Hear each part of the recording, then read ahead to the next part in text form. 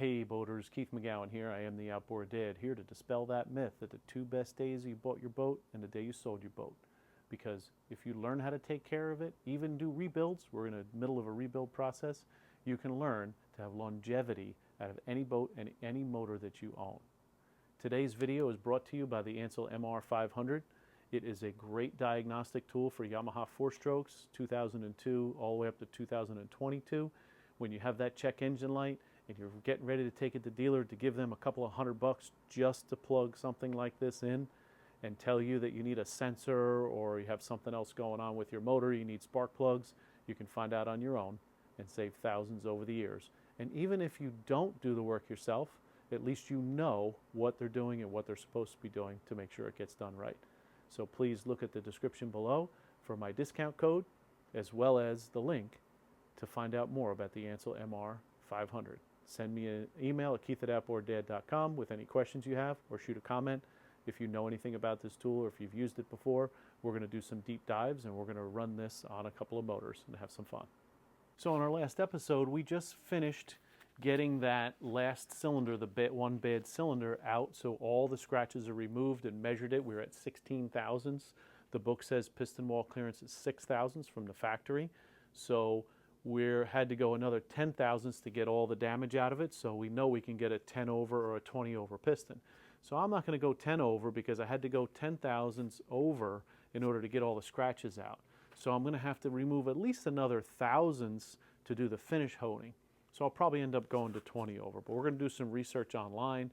I do like the Pro Marine pistons, hoping to be able to work with them. It depends on if they're going to work with me or not.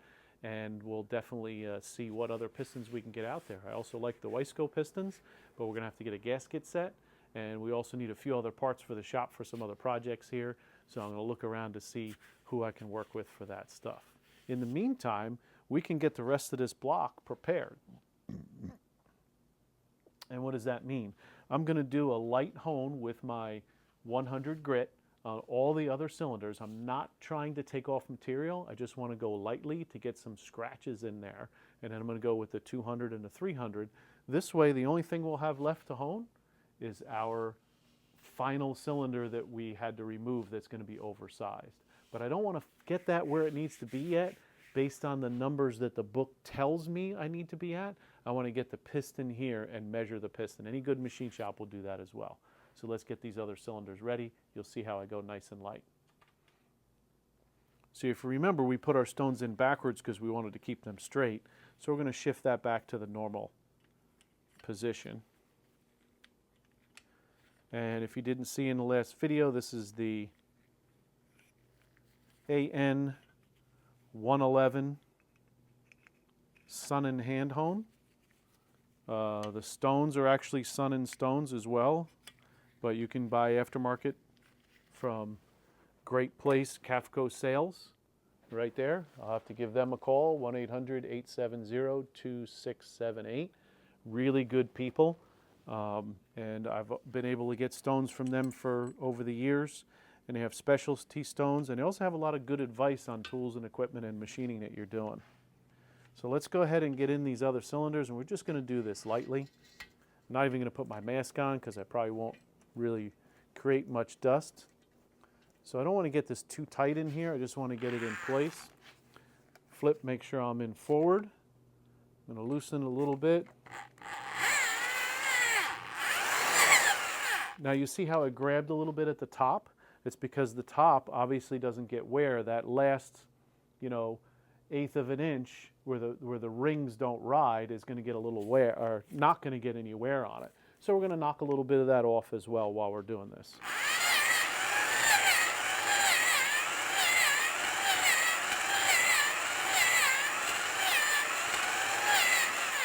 Let's see what that looks like. I don't want to go too crazy yet, just looking to get some scratches in there.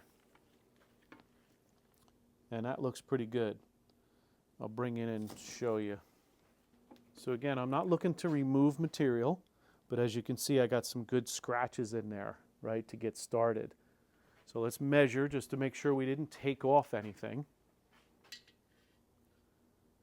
Yeah, and we're right about 6.5, 7 thousandths, so we didn't remove any material from it really, maybe not even you know, a quarter of a thousandths, but we got some good scratches. So let's continue on with the rest of the cylinders. Now this is done dry. I could do this wet as well, but I'm doing this dry. We'll do wet when we get the other smaller grits in there. Oops, it's a little too tight. A little too loose.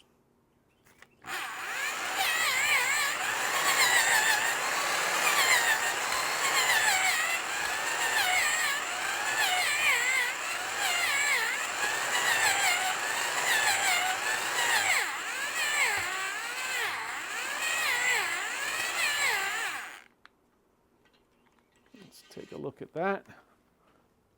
Yeah, that's what we want.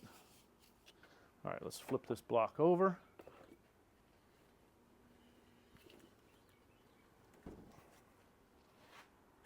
It's nice, the bigger blocks, you don't have to attach them to your bench or anything. The smaller ones, the little V4s and stuff, or the straight 4s, I have a hole in the bottom of the workbench so I can bolt it down, but don't really need that here. Now these have a little bit of oil in them, so I'm gonna put a little cleaner in there, a little degreaser spray in there. So I want it dry. Of course, that one's empty.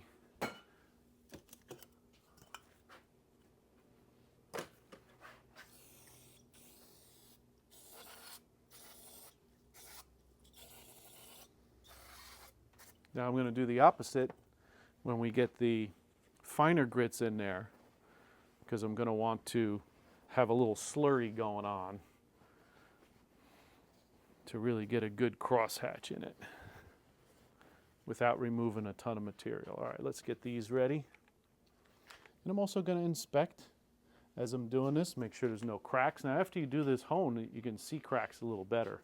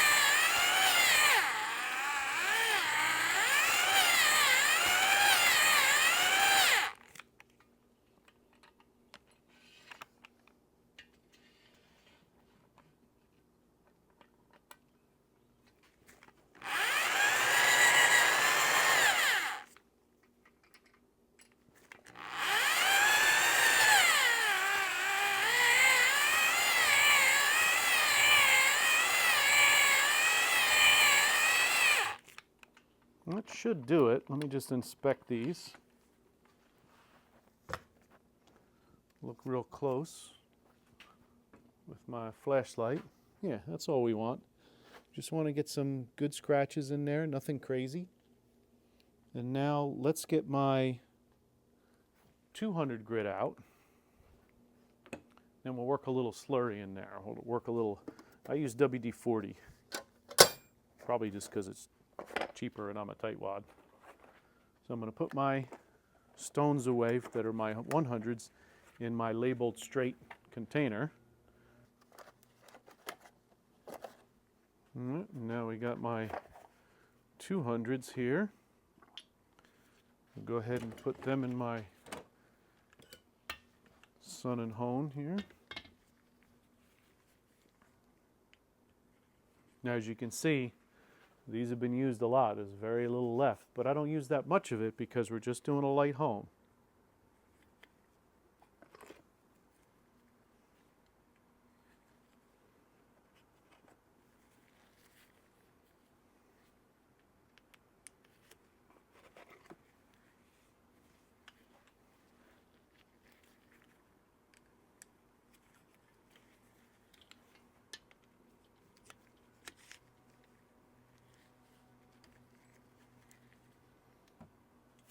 All right, so now these three, I'm gonna juice up with some WD. So we get a good slurry going. Again, I'm not trying to take off material, I just want to give it a light hone.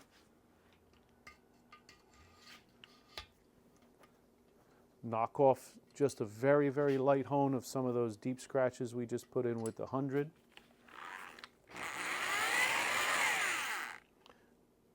Now I'm going to work this up and down because I want to get that crosshatch. If you remember on the other side with the bad cylinder, I wasn't worried about working up and down, I was worried about removing material. Now I want to get a crosshatch in there.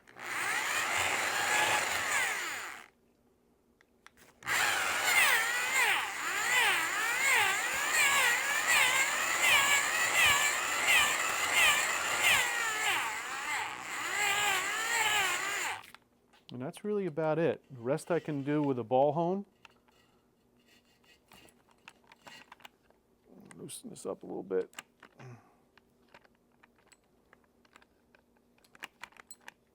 It's a little slippery now.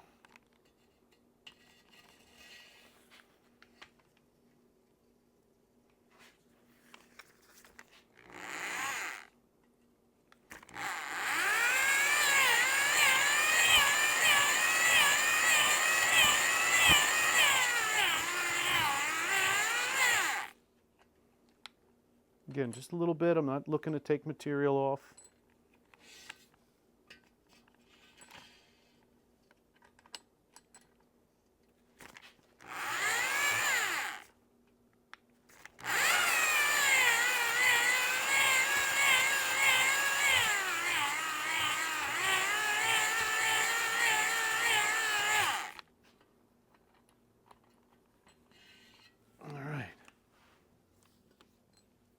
I want to show you what this looks like now. So this will give you a good idea of what's going on inside here. See how we have a nice slurry on these three?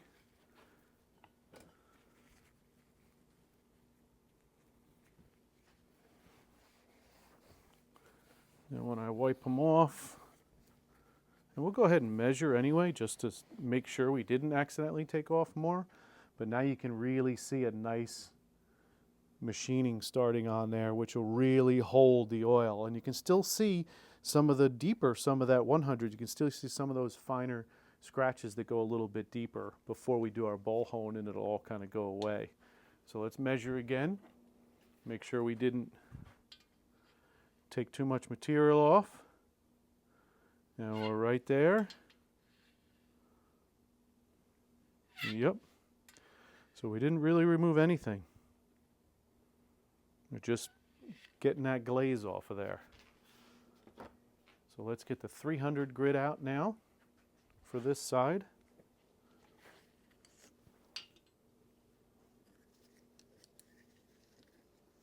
Pop these back in their box for now. And get the 300 grit out. Now, some may say this is, you don't have to do all that, you know. You can do your motor any way you want. But when I'm selling a motor, I'm using all the tips and tricks I learned from the old timers over the years. And this brings longevity.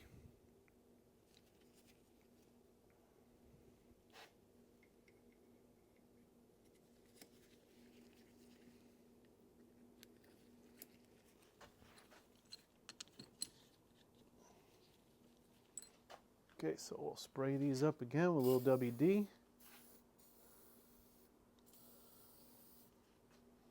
Little on my stones and wipers here. Now I'm going to do it a little differently when we do that final cylinder on these, because we're actually going to want to remove a little bit. Here we're just looking to get a really good cross hatch in there so that it can carry the oil. So this is the 300 grit now.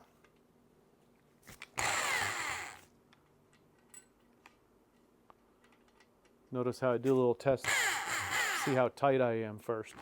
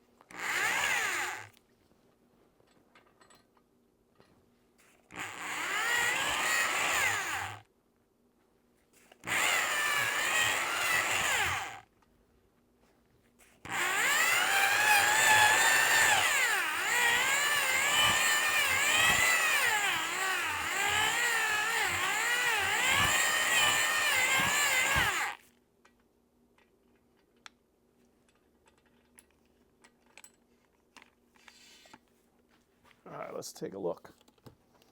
So you can see we have a finer slurry in here now because we use the 300s.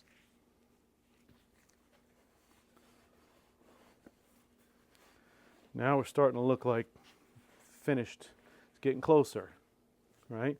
Now we're starting to look like finished cylinders in here. One more step on these. Actually, I have 2 more steps.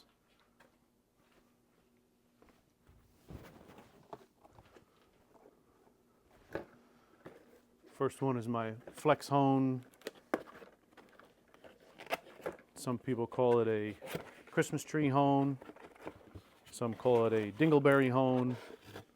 However you feel, right?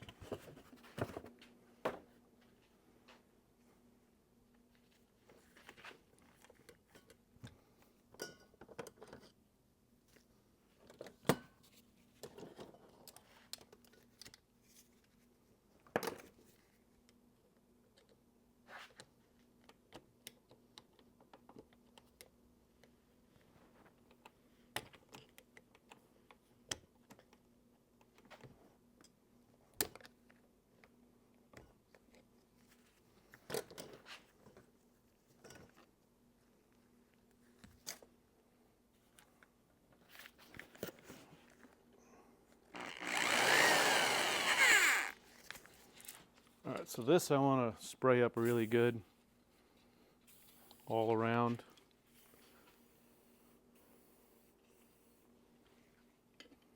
Spray up the cylinders because we just kind of wiped them off. And we're going to work this in here. It has to be tight in my drill first.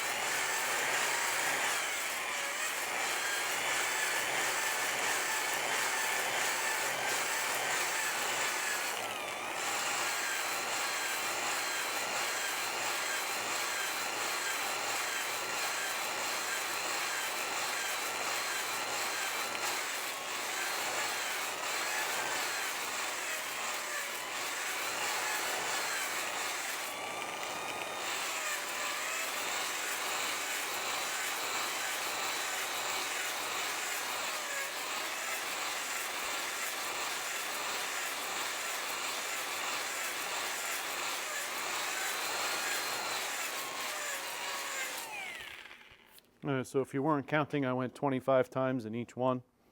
And you can see, now we have a nice fine broken glaze with some deeper scratches so that we know we're going to hold some oil in there.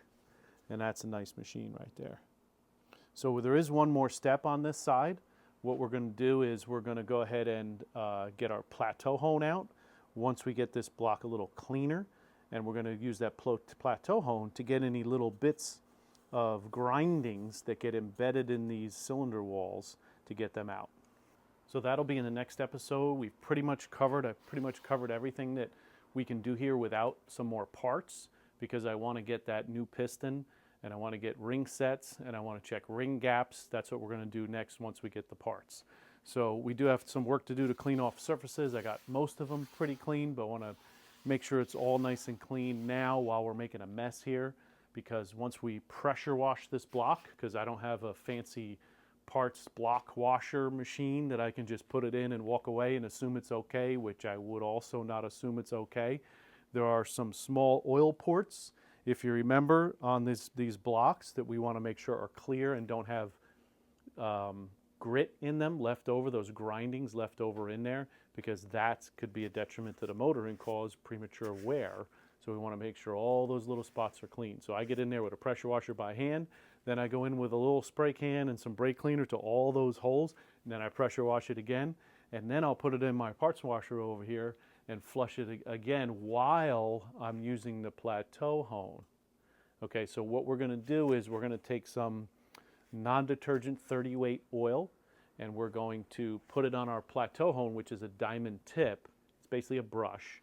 And we're going to get it in and out of there to make sure there's no little pieces of grit left embedded in that metal But we're going to do that after we chamfer those parts. So stay tuned. Please like, subscribe, send me any comments that you have, and we'll look forward to seeing you out on the water. Have a great day.